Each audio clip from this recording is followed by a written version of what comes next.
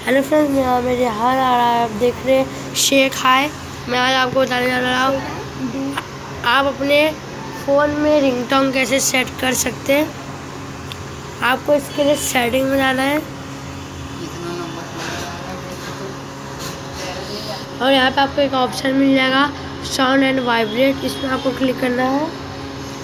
यहाँ पे आपको कुछ ऐसे ऑप्शन मिलेंगे। यहाँ पे रिंगटोन पे आपको क्लिक करना है और यहाँ पे 2 ऑप्शन आएगा। ओवर फर्स्ट वाले पे रिंगटोन पे क्लिक करेंगे तो ये कुछ इस तरह का आएगा। जो आपको रिंगटोन रखना है वो आप रख सकते हैं, और अगर आपको गाना रखना है तो इधर लास्ट पे क्लिक करने पे ऐसा आएगा और जो गाना आपको रखना है वो रख लीजिएगा।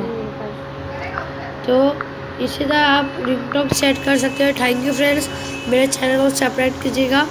Thank you.